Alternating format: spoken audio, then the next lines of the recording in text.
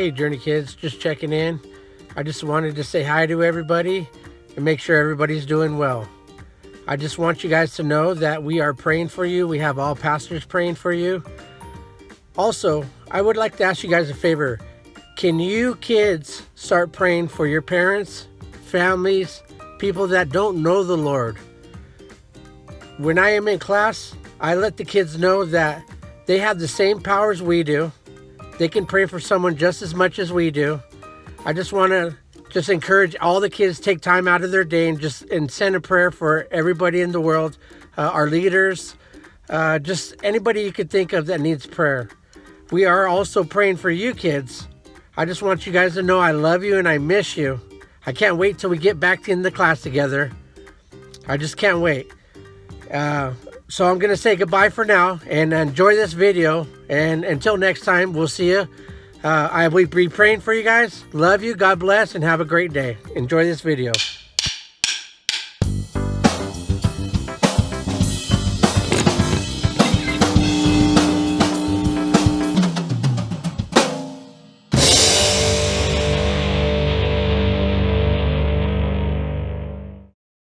What's it like to feel humbled? Oh, that's not a word we use every day. But it's humbling when you receive a gift you didn't expect. It's humbling when someone says you don't have to pay, even though you messed up. It's humbling when your dad takes an entire day off of work just to spend it with you. It's humbling when you see an incredible sunset and realize that God handcrafted it with you in mind. Wow. Being humbled makes you feel small in a good way. It makes you feel grateful. When someone chooses to put you first like that, it can make your day. So why not do that for the people around you? You can choose to give up what you think you deserve to put others first. Let your sister pick the family movie even though it's your turn. Skip the pool party so you can hang out with your friend who broke his leg and can't go. Use some of your birthday money to help a family who doesn't have enough to eat. True humility is thinking of yourself less and others more. When you live your life with humility, you bring praise to God. You lift Him high because others can see God at work in you. That's why humility is an amazing way to worship God with your life. Because worship is about more than just singing loud. It's all about living loud.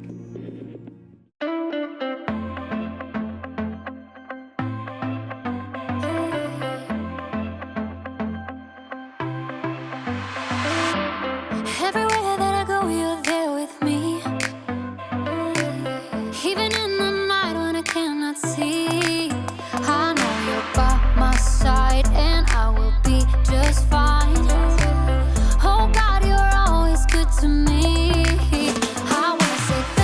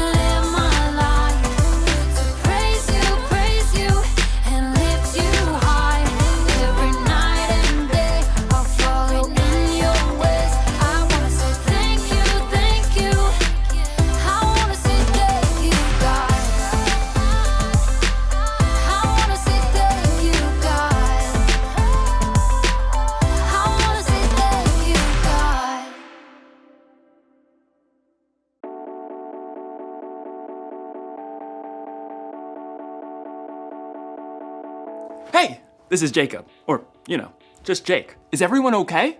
There was like an earthquake or something in my room. I didn't feel it when I was outside my room, but then when I came in the room, everything was turned upside down.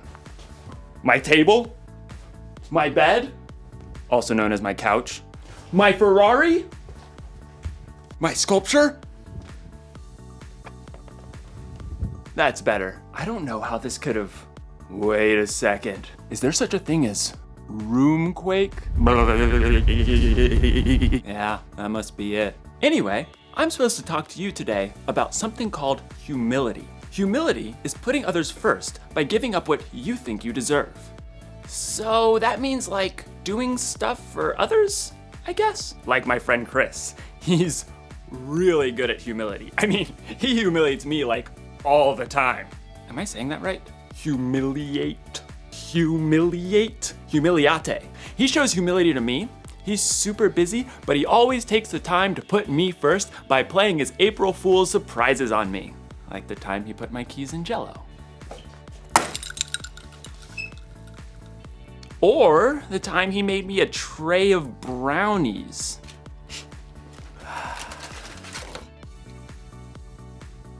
Brownies. And who can forget the old unscrew the top off the salt surprise?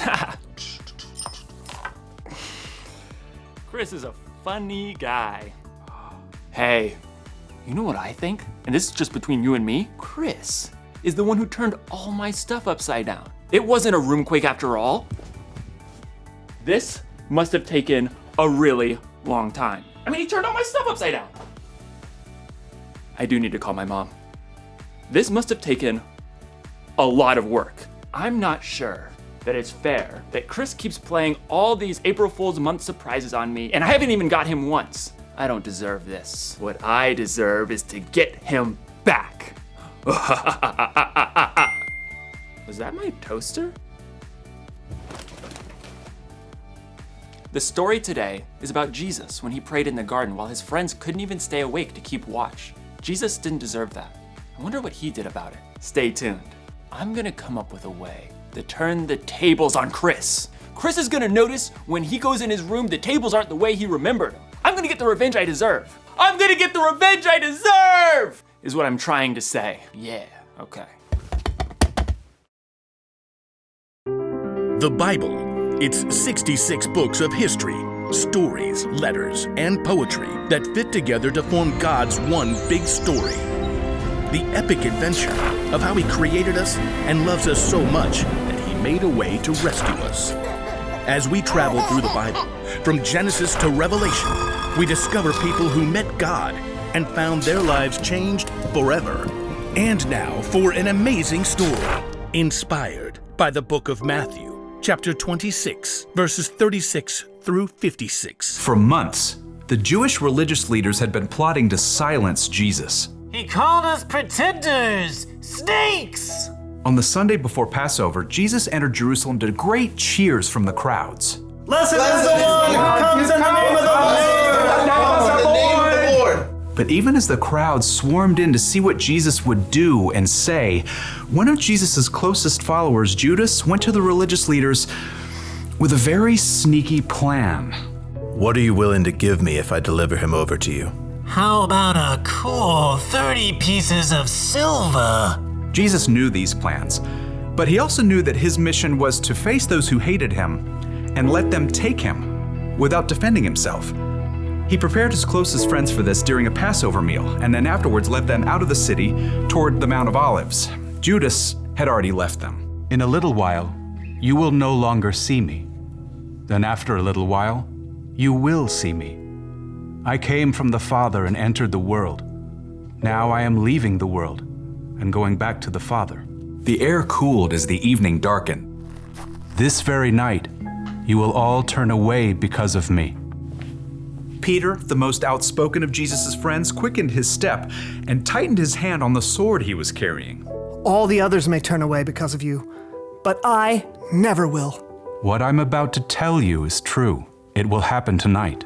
Before the rooster crows, you will say 3 times that you don't know me. I may have to die with you, but I will never say I don't know you. Me too. Same. By the time Jesus and his friends reached the Garden of Gethsemane, they were exhausted. Sit here while I go over there and pray. As the other disciples settled in on the cold, rough ground, Jesus took Peter, James, and John along with him to a grove of ancient olive trees. The weight of what was coming pressed down on him. My soul is very sad. I feel close to death. Stay here. Keep watch with me. We're here for you. We got this. Prayers. The three friends found seats among the knotted tree roots, and Jesus went on a little further. Then suddenly, he fell down on the ground, face first into the dirt. Words poured out from deep inside. My Father, if it is possible, take this cup of suffering away from me. But let what you want be done, not what I want. After a short time, Jesus returned to his friends. They had all fallen into restless sleep. Jesus touched Peter's arm.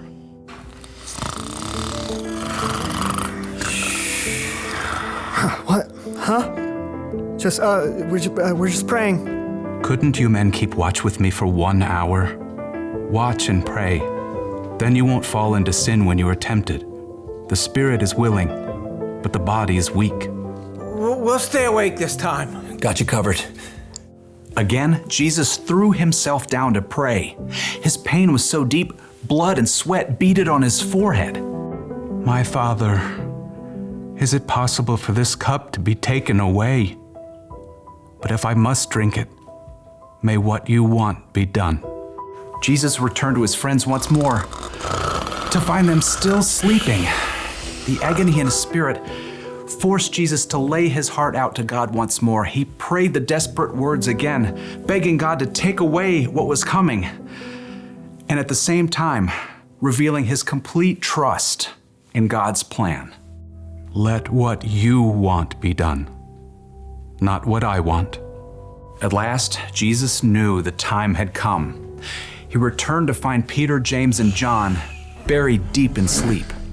Beyond them, his other followers slept too. Are you still sleeping and resting? The disciples struggled through a fog of sleep, blinking and yawning. Below them, torchlight showed an angry mob climbing up the hill. The men were waving swords and clubs, shouting as they came. Look, the hour has come. The Son of Man is about to be handed over to sinners. Get up, let us go. Here comes the one who is handing me over to them. Jesus' friends staggered to their feet, and Peter clutched his sword. As the mob marched closer, they could see the man in front of the mob. It was their friend Judas. Judas? What are you doing? The mob had been sent by the Jewish religious leaders. Judas had already explained to them that he would greet Jesus with a kiss, so they would know exactly which man to arrest. Greetings, teacher. Judas ignored the other disciples and went directly to Jesus, kissing him on the cheek in greeting. Jesus drew back and looked Judas directly in the face. Friend, do what you came to do. The mob surged forward as the disciples just stood there, frozen and confused. As men grabbed Jesus, Peter suddenly sprang to life, awkwardly drawing his sword. Should we use our swords? Peter didn't wait for an answer, but he struck out wildly. His blade sliced right through the ear of the high priest's servant. Oh! Stop this! Jesus touched the servant's ear. Immediately, he was healed. Put your sword back in its place. Do you think I can't ask my Father for help?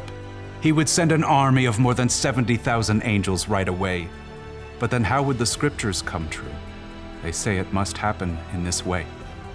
Jesus turned back to the mob and the men who held him. They hovered there, uncertain, in the flickering light of their torches. Am I leading a band of armed men against you? Do you have to come out with swords and clubs to capture me? Every day I sat in the temple courtyard teaching, and you didn't arrest me. But all this has happened so that the words of the prophets would come true. No one could respond to Jesus. Instead, they arrested him and led him away. And his friends who said they'd be with him through anything ran away. Jesus made the choice that would bring life to everyone, but that would cost him everything.